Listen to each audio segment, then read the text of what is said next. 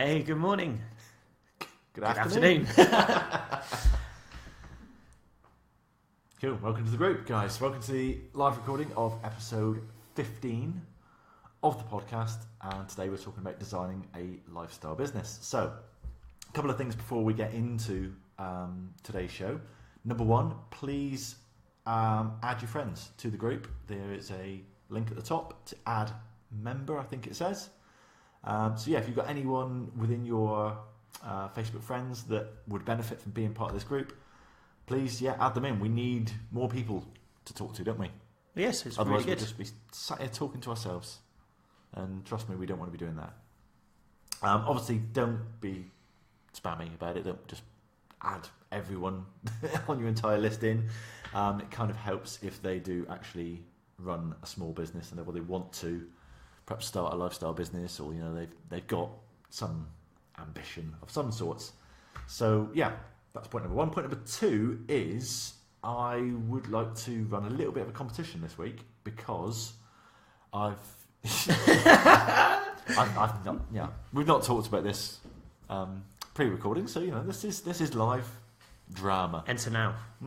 So provisionally, as you will notice from the title of this thread, I've called this Designing a Lifestyle Business.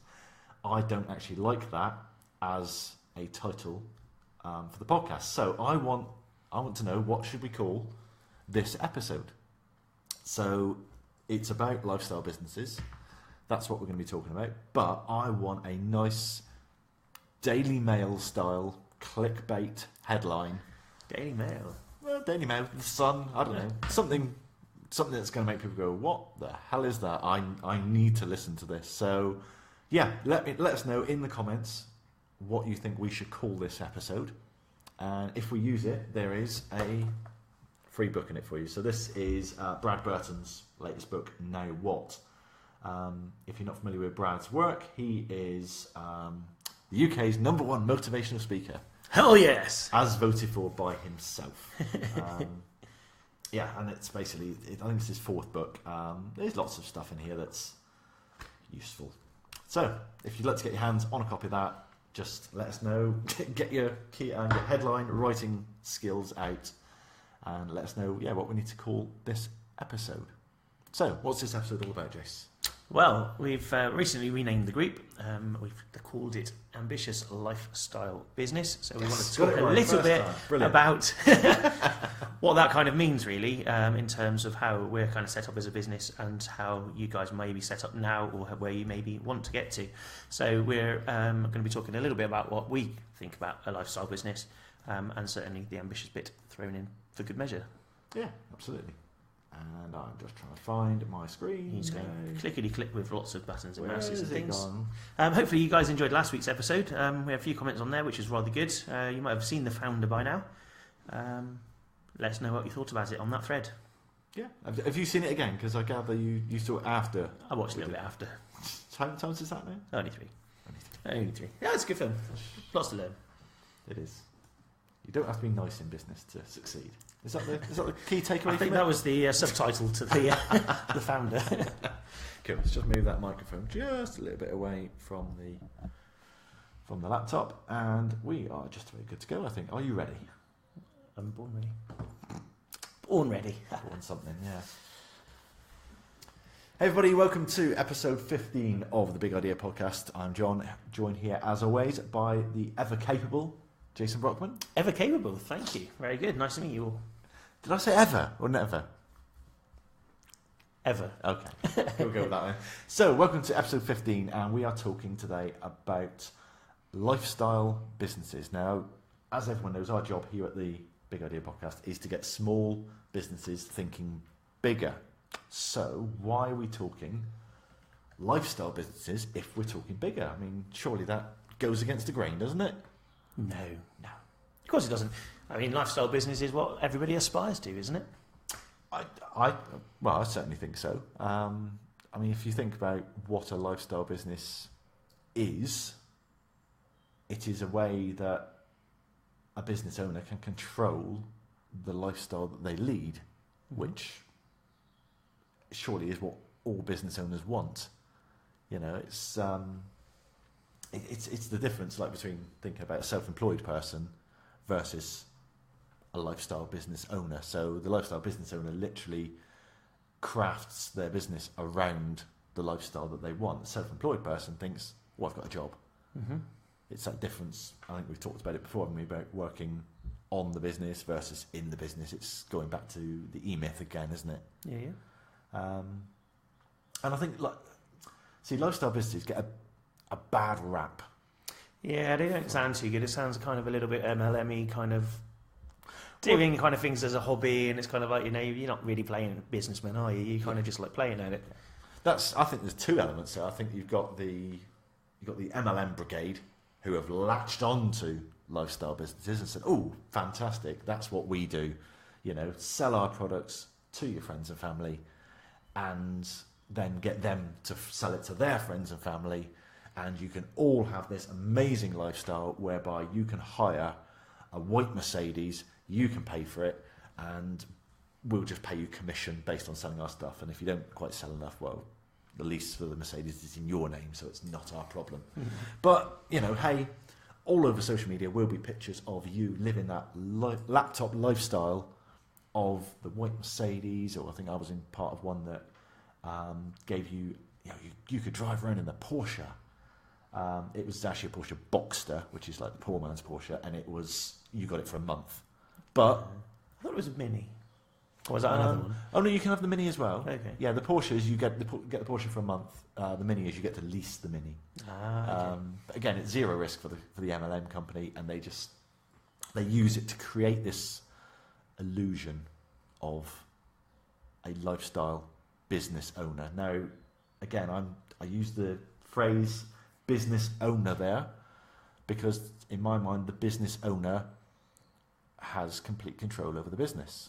And every time I've looked into doing anything with any MLM companies, you don't have any control. You're told, oh, you can't do this, you can't do that. I mean, the one I was looking at last year, we'd had some success with. About 10 years prior, we'd earned some good money with them. So I thought, well, there's an opportunity here. I'll do some Google AdWords. We'll get working on it. So I went through their training, and they explicitly forbid you to use Google AdWords. Oh, right. Because they said that this type of transactional marketing, that's what they called Google AdWords, transactional marketing, attracts customers who don't pay their bills. Right. Now, I never knew that people who use Google don't pay the bills. I never knew that. Mate, it's a light bulb moment. It was, I'll tell you, these MLM companies, they've opened my eyes. But yeah, the other type of person who give lifestyle businesses a bad name are the suited and booted, everyone's got to be a multi-millionaire type. Mm-hmm. And the famous example I will use of this is Peter Jones from Dragon's Den. So I haven't watched Dragon's Den for several series now because Sarah tells me off because I start shouting at the television whenever it's on. But anyway, the amount of times that I'd watch it and Peter Jones would, someone would come on and they'd have a decent business, it's not ever going to be huge, and he would just shout down, oh, you're a lifestyle business. Oh, you haven't even worn a suit and tie to this presentation. It's like, what the frig has that got to do with anything? Mm. The fact that they're not wearing a pinstripe $2,000 suit like you are. And I remember we had a bit of a conversation with Doug Richard at one point, didn't we? Just after he'd left Dragon's Den. And I think him and Peter Jones had a little bit of a falling out because Doug was very much on the lifestyle business. Mm-hmm. I was going to say bandwagon, but I can't think of a better word. So that's School for Startups, I think, wasn't it? That was that him? And yeah, it was all, literally, well, this economy is driven by lifestyle business owners. Not everyone who sets out in business wants to be a multi-millionaire, and nor should everyone attempt to be.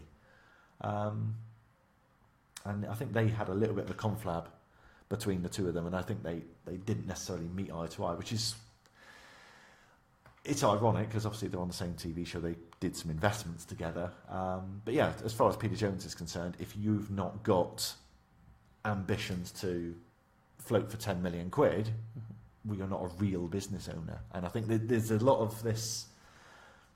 You get a lot of people who they look down their nose at small business owners, at lifestyle business owners, and say, "Oh yeah, you're just a lifestyle business. This will only ever be a hobby business," and that's that kind of pigeonholing, isn't it? Oh, it is totally, because I think everybody who's in business is there for a lifestyle. Their lifestyle may be, as you said, the Mercedes, the boat, the holidays abroad and sitting on the beach with the laptop. That's, in some people's ideas, their idea of a lifestyle, and they're able to do that with their business, which is great. And then other people enjoy doing lots of other things, just being time with the family and watching the children grow up. There's another kind of lifestyle that you kind of run your business to be able to do that, and I think that's the key element, really. Yeah, to me, lifestyle doesn't mean small. It doesn't mean unambitious. If you're not necessarily shooting for the moon. You're not going to, as Steve Jobs would say, put a ding in the universe with a lifestyle business.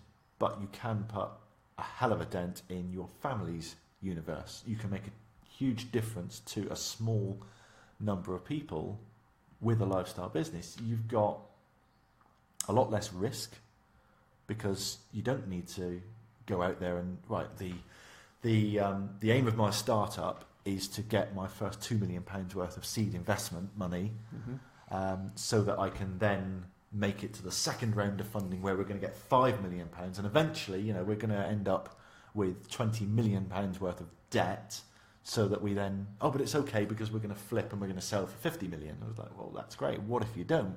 You're still saddled with $20 million worth of debt, and if all you do as a startup is borrow money so you're using someone else's money, and that's all you learn how to do, is how to borrow money and how to spend other people's money.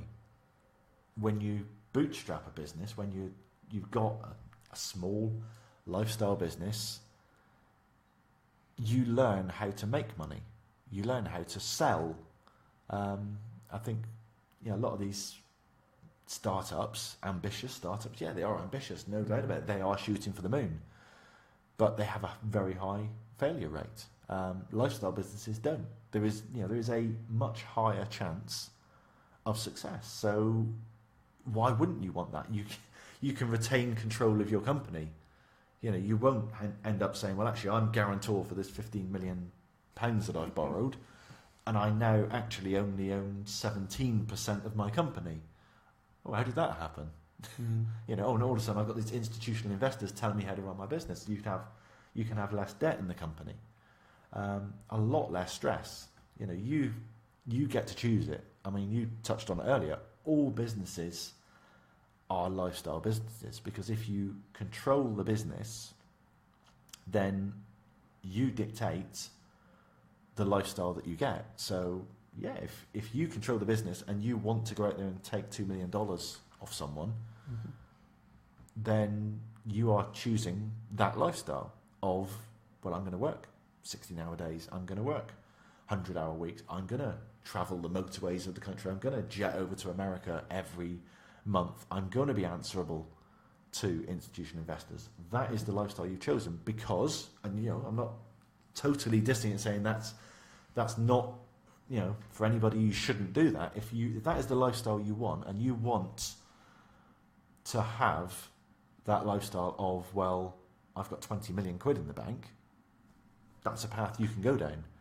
But if the path you want is to spend more time with the family, to travel the world, to work part-time, to care for a disabled relative, to retire early, then you can do that. You can design that lifestyle as a lifestyle business owner.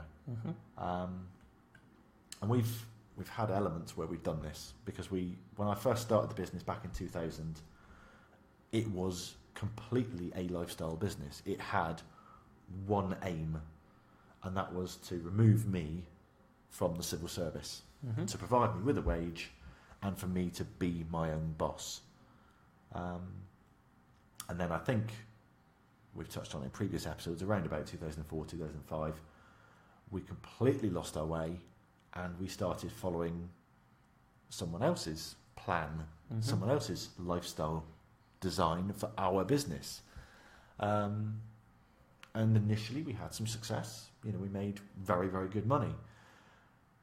But it still wasn't, you know, I was in there working 100-hour weeks. You were in the office non-stop, cracking the whip with all sorts of crap going on there, Yeah, no, it wasn't fun by any stretch of the imagination. No, and it wasn't the lifestyle we wanted, was it? No. And I say we probably muddled on for a good, I mean, I would estimate 5 years that we were on. So much so that you extricated yourself from the business completely because it wasn't really what you wanted at all, was it? So at that stage you kind of retired, but so much, wasn't it? And kind of left the business and just because it just wasn't what you were after. Yeah, totally. And you know, you'd go to networking events and you'd mingle with these people who were saying, "Oh, well, I've got a £5 million business now, and I've got 25 staff, and we're moving into our bigger offices, and have you seen my Porsche 911 that's outside? Oh, that's nice, and then little things you'd say to them, you're from Plymouth. Oh, right. Oh, yeah. Have you got a yacht yet? It's like, well, no, I haven't got a yacht. Just little things like that that we ended up, and it was almost like a willy waving competition where you just end up competing with other people, and you end up on this conveyor belt whereby you're living the lifestyle they want and not the lifestyle you want. And it took that big jolt, sat in that MOT garage reading Alan Sugar's autobiography with a 3-month-old baby, where he said, I never really saw my kids when they were growing up. And that was just that light bulb moment for me that was like, I need to run my business the way I want my lifestyle. I can design this business to give me the lifestyle that I want. I thought I had the lifestyle I want because I've got decent car, nice house, but when I'm sat there thinking I'm still doing 100-hour weeks and I've got a baby at home who I'm not seeing, that's not the lifestyle I want. And it was that realization. I think we kind of touched on this briefly last week, which was that if you are not currently getting, or if your small business is not giving you the lifestyle that you want, then number one, that's your fault. So we went off track for 5 years. Yeah. That was our fault. Why is it our fault? Well, it's our fault because we are in control of the business. So we call all the shots. We decide what we do. We say yes to opportunities. We say no to opportunities. We decide how many people we employ. We decide how many offices we've got, what square footage that is, what business we have. That is all our decision. So, number one, it's your fault. Yep. Not just your fault. Well, no, I'm happy to take the blame, mate. You throw it my way, that's absolutely fine. Someone's got to take it, and it might as well be me. No, no. But no, it is absolutely your fault, your destiny. You're in control of it, and that's the thing which you really do need to step up to, really. If it's not giving you what you like, it is, because say you're in control. So number two, you can change things. It's you are in complete control of your company. Then you're in complete control of your destiny. You can make changes. So, we meet so many people. We had a conversation with a guy the other week, and I said to him, what's the big plan? What do you actually want to achieve? Say, what's the 5-year plan? I want to retire. Cool. How are we going to do that? I don't know. And just, you're not going to achieve what you want, retirement. That's the lifestyle you want. I want to retire. You're not going to achieve that without changing what you're doing now, because what you're doing now has given you what you've got. It's I think it was an Einstein quote that continuing doing the same thing and expecting different results is the definition of insanity. Well, you need to change things. So number 3, we can help you do that. I mean, that is what we're here for, isn't it? We've even gone so far as renaming our Facebook group, haven't we? We have absolutely done that, yes. Several times. Yeah, so the latest iteration of our Facebook group is called Ambitious Lifestyle Business. And to give you a little bit of background about that, again, I think we've talked about this before, haven't we? In 1 or 2 episodes. But it's a term, ambitious lifestyle business, that we've used internally within our own company for, I would say, the best part of 5 years now. Yeah. It's in all our staff contracts. Basically, when I had that lightning bolt back in 2009, and I realised actually I need to restructure my business around my family. That's what I wanted to do. Family, travel, lots of free time, lots of me time, lots of health stuff. I wanted to restructure the business around that. So I knew that I needed to stop being this, right, we're going to be a huge company, we're going to have skyscrapers, helicopters, £100 million turnover, 150 staff. And it was, right, we are a lifestyle business. That is what we do. The business exists to fund and allow the lifestyle. That's it. And I had this little voice in the back of my head going, well, that's not very ambitious, is it? You're just going to do what? Yeah, exactly. Just a lifestyle business. Oh, it's only a lifestyle business. I still had that voice in my head going, oh, you're giving up and you're just having a lifestyle business. So, no, we're not. We are an ambitious lifestyle business. It's like, oh, actually, I like that. So we put it in the contract. And the 3 words have to be there, because otherwise, if you have the lifestyle, that's great. But sooner or later, you've got to earn some money. So we are a business. I've said to all the staff, we are an ambitious lifestyle business. So we do have ambition. We want to grow. We want to get bigger. We don't have moonshot ambitions. We are not looking to change the world. We're not looking to completely disrupt an industry and take on. So we're not studying Steve Jobs, Elon Musk, Richard Branson. We're not studying the billionaires and saying, let's emulate these people. We are a lifestyle business, so all of our members of staff can work from home. Literally everyone works from home. They choose their own hours within reason. Obviously there's certain things that need doing at certain times of the day, but we said before, if the coder works better working 9 at night till 3 in the morning, crack on. That's what you do. As long as the work gets done, as long as the tasks get met, we are happy. That is the lifestyle.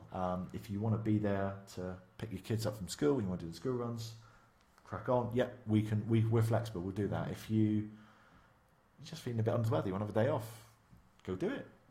But then we're a business. So, for example, we run a sports betting business, and next week is the Cheltenham Festival. So right now, it's payback time, isn't it, Rob? Yeah. So, Rob does most of our marketing now, and it's pretty much 100 mile an hour for you this week, or the last couple of weeks, and this week and next will be 100 miles an hour, just juggling 25 different things. But that's payback time, because 3 weeks before that it was, well, there's not much going on.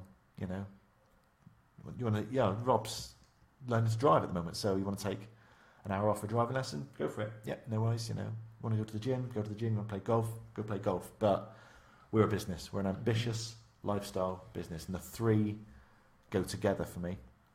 And so that's what we've renamed our Facebook group. So I think it's really, a lot of people have reacted well to the name change. Yeah. There was some initial reticence of, I don't like the name. But I think... it doesn't sound like it's got a character, no.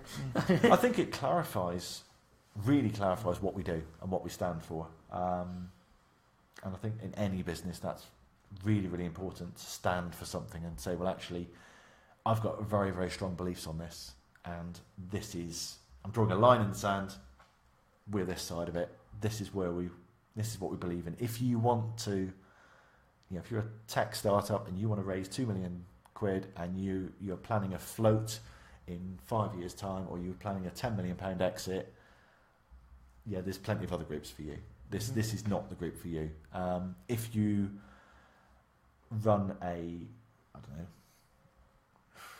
crochet business, or something, decorating cupcakes, and it is a hobby, and you're just perfectly happy ticking along, As long as I can make my crochet or decorate my cupcakes, I'm happy. Yeah, it's probably not the business for you, because we've got ambitious people in the group. So we are ambitious lifestyle business owners, or people who want to design ambitious lifestyle businesses. Yeah, absolutely. So people who've got goals and ideas of where they'd like to be in 3 years, 5 years, 10 years, where their retirement looks like, what they need to kind of think that. For people who are kind of stuck, not really knowing how to get to those goals that they want to have, that's the sort of thing which we're helping out with in our group, isn't it? Well, I think some of the members in the group, it's this whole idea of just actually being able to be in control of their lifestyle and actually design it and say, well, I want to travel the world, so I want 4 foreign holidays a year. If they've been in an employee scenario, well, that's not possible, because I only get 4 weeks paid leave per year. Now you're a business owner. All right, hang on a minute. I'm not tied to 4 weeks. I could have 40 weeks paid leave if I wanted to, because I could structure the business so much. If I could structure the business that I can run it from an iPhone, I could be permanently on holiday. And that's another thing that we've kind of helped with as well, isn't it? So in terms of seeking your goals and finding the ways of doing it, putting the systems and the processes in place in order for you to be able to take yourself out of the business when you need to be out of the business, so you can do these extra things that you want to do, as well as making sure that obviously the business still runs and the work is done. Yeah. Oh, definitely. Yeah. It's. I mean, yeah. I'm going to Florida in a few weeks, and I made a plan. Well, whilst I'm there, this is what I'm going to do. This is how I'm going to continue to move the business forward. So I'm writing the book at the moment. So I'm going to be proofreading the book whilst I'm away. I'm going to be recording some videos for the Facebook group. I'm still going to be recording some podcast episodes, either whilst there or stacking them up before I go. But I can design the business around that I can take 2.5 weeks out of the business effectively to go ride roller coasters and eat a load of crap food, whilst the business still grows. So the business doesn't shut down for a fortnight just because the MD's gone away on holiday. We keep things going, we keep things moving, because we're ambitious, because we've designed the lifestyle around the business, we've designed the business around the lifestyle. So if you want to come into the Facebook group, the website address is still the same as it's always been, which is bigidea.co.uk/Facebook. Got it right this week.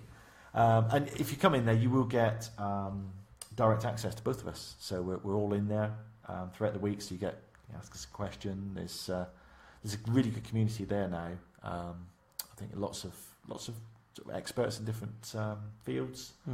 Absolutely, yeah. You can ask pretty much any question, and if we're not there to answer it for you, there'll be somebody else who is. It's really good, really supportive. Yeah, absolutely. A good community. Totally. And also the usual stuff. So obviously you get live recordings of the podcast. So every Monday lunchtime we are live on the Facebook group. So we also do an exclusive Q&A afterwards.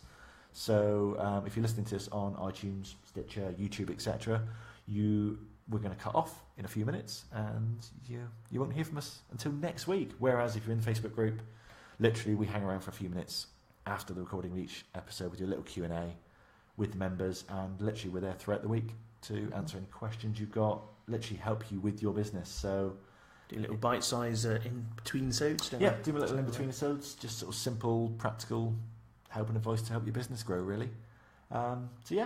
So I'd be interested to know, if you do come into the Facebook group, how are you designing your business around your lifestyle? If you're not currently getting the lifestyle you want, if your small business does not provide you with that lifestyle that you want, come on in the group. Tell us about it. Tell us, how would you change it?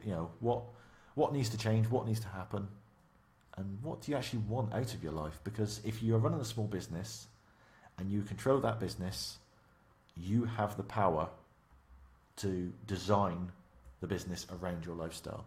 So no more excuses. I don't want to be hearing anything in about 12 months' time saying, "Oh, I'm working really hard in the business and it's really tough and it's really hard, and I'm not, don't get any time off, don't get an hour to myself." That's your fault. Not your fault. That's your fault. That's not my fault this time. That's good. I must stop pointing at the microphone. It's your fault. So, excellent, guys. So that's us for this week, I think, isn't it? It is. We're all wrapped up, yeah. Yeah, that's brilliant. I hope you've enjoyed that. A little bit of insight into our business, and a little bit of insight into what we think about how you should be running your business, or how you could be running your business in a way to get more from it. And we will see you next week. As always, don't forget, show notes are up on the website, bigidea.co.uk/podcast. And we'll see you next week for episode 16. Bye-bye. Have a fantastic week. So, go save recording. So, hello, Facebook. Well, here we are for that Q&A we mentioned. Yes, we did mention something about a Q&A. We did, yes. So, any questions? Any feedback? Any thoughts? We still haven't had any suggestions for the title of this episode yet. So, don't forget, you can win yourself a copy of Brad Burton's latest book, Now What? Big question mark.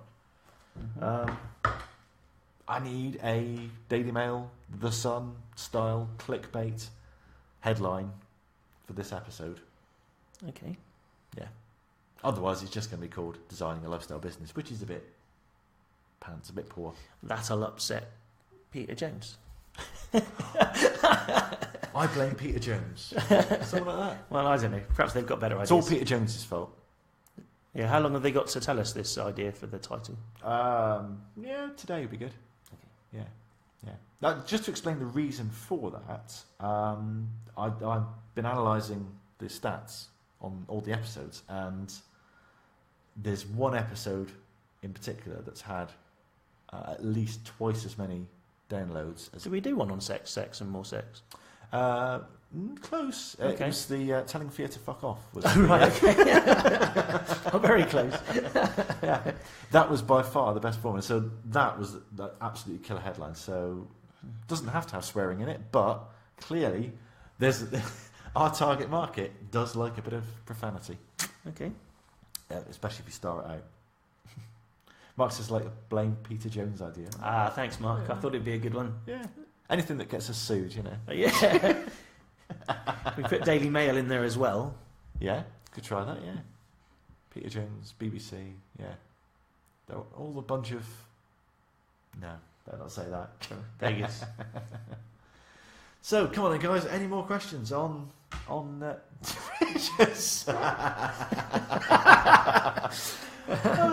There's an idea, Mark. We've got a winner. We've got not quite. Everybody else can have a little go in there, just in case. But yeah, that is just the sort of thing that actually you would probably, if you're scrolling down the app and you just saw that, you would think, I'm going to at least listen to find out what that's all about. Oh dear. I take it he still wears those horrible stripy things. I don't know. I haven't really seen it for a while. I wouldn't know. Okay. He's still on there then, I'll take it. I believe so. Yeah. Is it him and Deborah Mean are the only ones that I know? Yeah. And then the guy from the greetings card online, Moonpig, one of those right. Moonpig or something. Nick somebody or other. He's in there as well. Not Nick Robinson? No. Good. Nick somebody. Short chap. Curly hair. Looks a bit like our local MP. I reckon so. No, not that one, the other one. Never mind, we won't better not upset them as well. Talk about MPs, you know. Yeah. Who else is in there? I don't know, to be honest, I can't remember. Yeah. So Theo's left. Duncan's left, is he? Some lady who does food stuff, restaurants and things, I think, but I can't remember her name. Doesn't really do much in the way of... Is it still as kind of formulaic as it always was before? That you kind of know when they open their mouth whether they're going to get investment or not? Yeah, well, I think the last pitch gets the investment and everybody else doesn't. I think that's pretty much how it works. So you get to go last and you're all right. Yeah, they should just do this. So can I go last? Oh, dear. And as for the other one, I can't even remember. Oh, it's Tigger Suleiman. Bless you. Yeah, something to do with clothes. No idea. Pink shirts, maybe. No idea. I'm sure he's important. Okay. Yeah. Help me upset everybody now. Yeah, we've just upset the whole of the BBC, the whole business world. We've done well. Cool. Right, we're signing off, guys. Yeah. Thank you, Mark, for your comments there. Yep. Like a few more ideas if we can, but otherwise, I think your second one. Oh, Jojo jumped in there very quickly. Just in time. My business took over, and it's my fault. Okay. Like that. Liking that. Yeah. It's a little bit more cryptic, isn't it? Yeah. Liking it, Jojo. Thank you. Cool. The rain is just lashing down here in Plymouth now. So yeah, hopefully the internet will stick with us for the rest of the day. Yeah.